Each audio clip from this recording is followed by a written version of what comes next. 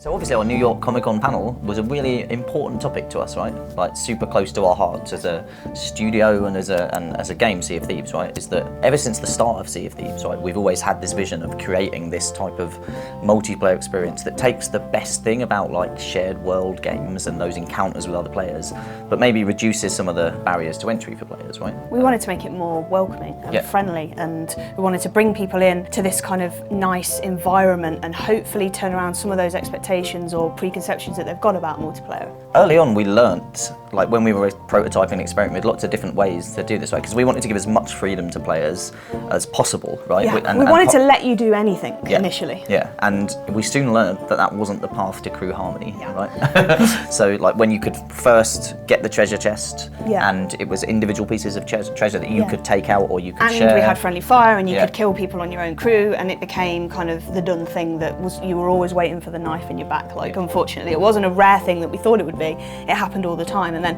as soon as we as soon as we made the unintentional, as soon as we made the design choice to switch to basically an ethos where the crew bond is absolutely sacred and everything between you and your crew is this kind of shared cooperative thing, but then other people and other crews, that's where you get all that part, that's where you get the pirating, that's where you can put the knife in the back. Yeah. But within your crew it's sacred. As soon as we switched to that, it made it the game that we wanted it to be. Yeah, I think that's what makes it a multiplayer game that I think if you've not played multiplayer games before, or if you've been put off by toxic or competitive games or experiences, that there's much more of a chance you're going to come into Sea of Thieves and have a really fun experience where your crew will welcome you with open arms because you can contribute equally. Absolutely, and that was really important to us, that it's not a traditional game where you need to have a certain amount of skill or a certain amount of experience. You could come in day one and go up in the crow's nest and you end up being the most valuable person on that crew because you spotted something that no one else did, and I think we're really unique in that sense. Yeah, and so some of the new features we showed off at New York Comic Con, right, there was the small ship,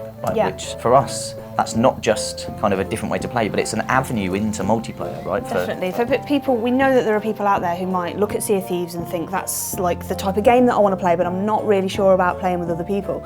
And although you're always in a shared world, you can go on the small ship on your own and kind of get a taster and see what's going on, but you can also matchmake with just one other person, and we hope that that's a way that you can maybe build a bond with just one other person, and then maybe you graduate to a large ship together, you become friends. Yeah, I would love to see that, and I think with that small ship we're going to be putting that into our alpha fairly soon and testing it with all of our our insiders that are playing, and it's going to be fascinating to see how many start playing with the small ship, how many do a mix between both, how many maybe bonded with another small ship player in the world and you've teamed up against the bigger ship. I think that's the ideal. You get two small ships with two people crew on, and then they go onto a big ship together. That would be awesome to see. At the start of the project we've been, well, since the start we've been using verbal communication to communicate within the game, but we've always known that there needs to be an alternate way to communicate, and whether that's because as a player you don't feel comfortable identifying yourself or talking on an online environment, because in some online games that can be a problem, right? And people can use that to attack you or to kind of like try and harass you or anything, and we know that that can be a problem. But also maybe you don't like to talk, or you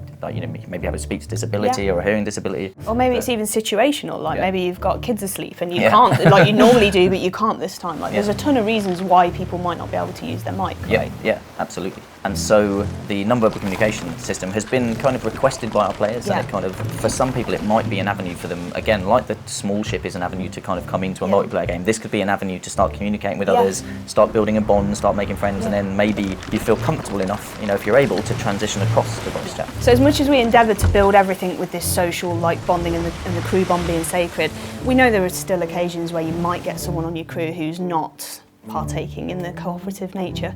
And we wanted to find a way of dealing with that so that you could deal with these people, but it was crucial to us that it had to be in-world and it had to feel like it fits Sea of Thieves.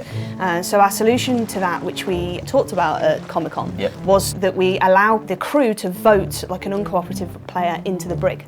The way the brig works, like you vote as a crew to put someone who's being unruly or kind of not cooperative or is constantly dropping the anchor or pick whichever of your favourite feedback topics about unhelpful players in the alpha, right? And so you can put them into the brig, and you can go and laugh at them and vomit on them, like do whatever. But if they're sorry and you want to give them another try, then you can actually vote them out as a crew. That was really, really important to us, that it wasn't kind of like a black and white, this a done deal, somebody's done something and that's it, they're out of the game. Like we wanted to give people an opportunity to learn from their mistakes. So they come in to Sea of Thieves, maybe they are like upsetting the crew, but maybe they don't really realise the kind of the boundaries, and then they're put into the brig, they have a little bit of time to think about it, they get let back out, and then hopefully they'll kind of modify their behaviour, and it gives them the chance to do that. So one of the things we were really excited to kind of reveal to everyone at the New York Comic Con was the Pirates Code that we've been kind of working on with our community. So we've had a hot topic in the forums where we were discussing like what are the things that are really important to you in a multiplayer game